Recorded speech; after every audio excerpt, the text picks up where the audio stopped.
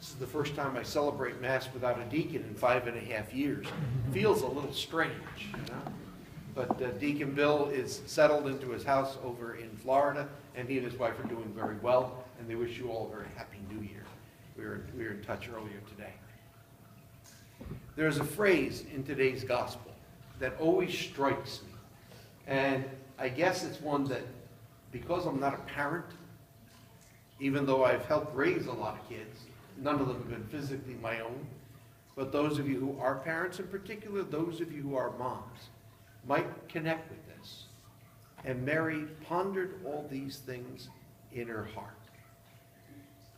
I mean, I'm sure there are those times when you've watched your kids, or you've stepped into the bedroom and seen them sleeping in their rooms, and you've wondered, I wonder what's going to happen.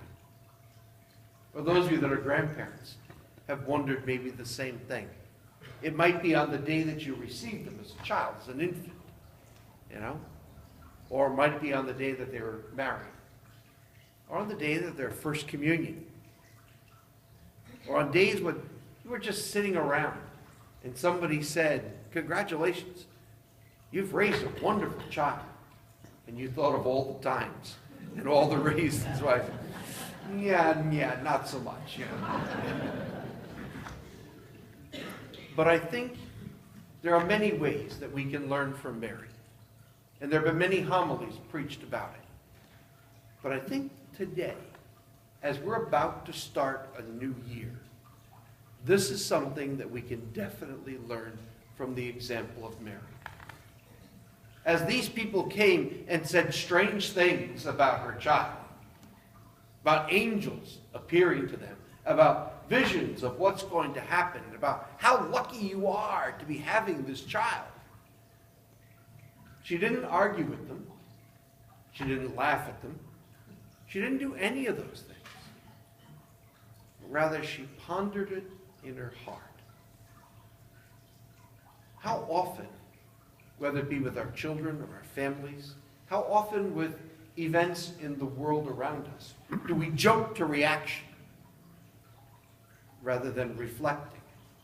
What does this mean? What could happen? Where is this going? What does this mean for me? What does this mean for my children? What does this mean for our community? To spend time in reflection before speaking or acting. Now, I think we all know people, and I sometimes can be one, where people have said, you know, he's never had an unspoken thought. You know, that doesn't matter. If it comes from your head, it goes directly to your mouth. That's kind of, and almost every time I've done that, I've regretted it. You know, and have had to either apologize or do something else. But if we could somehow or another put a barrier there, and in imitation of Mary, who stepped back and pondered it, reflected on it, and said, where is God in this? What is God achieving in this? And as we all know from the Magnificat, how can I be the handmaid of the Lord? How can I be a servant of your plan? Next couple of days will be caught up in hospitality or celebrations, or at least well-wishing each other and hoping for the best for everyone. But let's carve out a little bit of time each day. 4 minutes. You'd be amazed at how long 4 minutes feels. It can feel like an eternity, but it's just 4 little minutes. And just say, Lord, where are you calling me in my life at this time? In what way do you wish me to be of service to your people? How will my words, my actions benefit my family, benefit my life, benefit my community? And in these ways, to fulfill the vision of the angels, of the wonders that the Christ will achieve in and through each and every one of us.